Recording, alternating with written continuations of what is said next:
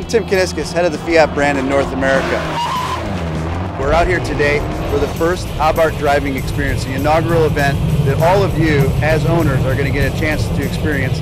It's a full day on the track with a professional driver, taking the car to the absolute limit and becoming a better driver in the process.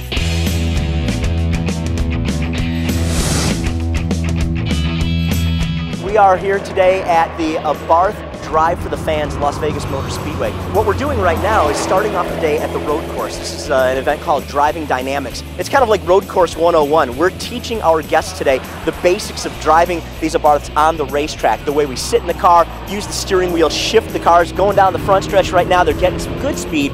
But what we're doing is essentially building them up for later this afternoon where we'll be able to reach the top speed.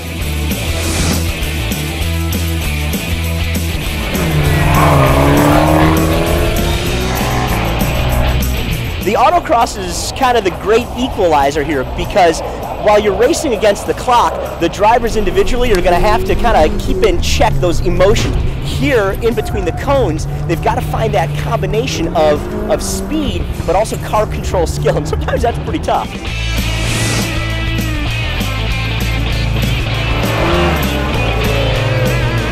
Module 3 of the day is the head-to-head challenge, and what we have here is a racetrack with two cars on course at the same time. And instead of racing against the clock like we did in the Autocross, they're actually racing against each other. The trick here, though, is to not just be fast, but also be accurate.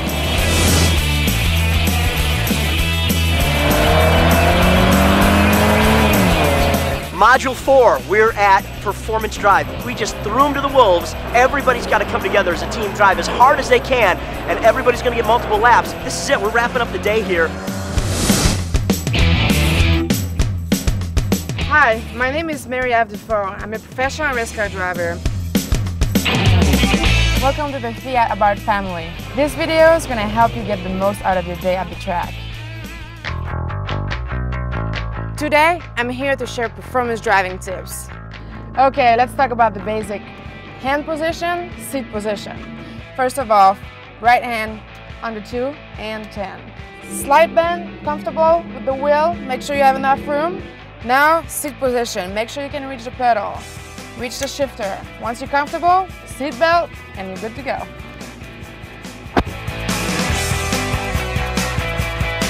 Usually, like a standing start, you want to keep your RPM pretty much between 4 and 5. So you just keep revving, get on first gear, and then once you're ready, boom, you go. And the power band, 55 to 6,000, you can look at your RPM and you just switch to second gear and use your power band, because after a certain level of the RPM higher, there's no power anymore. So you have to get in second gear. When you come out of a turn, some people are just going to turn and stay kind of in the middle of the track. But you want to use the track because less turning is more speed. You don't want to force going right or going left. You got to let it drive and let it track out and then take all the space you need. It's brake, turn in, apex, track out.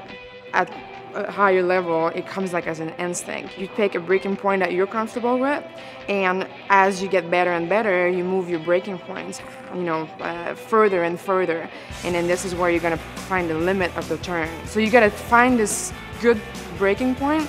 When you get that, make sure you have your drive in, the radius really nice, and then make sure that your car is pointed right so you have a track out really smooth so you don't get off the track.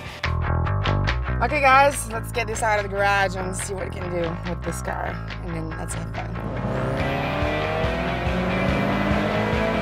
Can you hear the exhaust? That's awesome. And the acceleration, it just goes.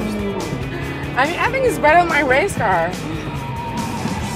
160 horsepower, but it's so light, so it doesn't push. So the car doesn't have this big baggage of weight where you can't really turn the car.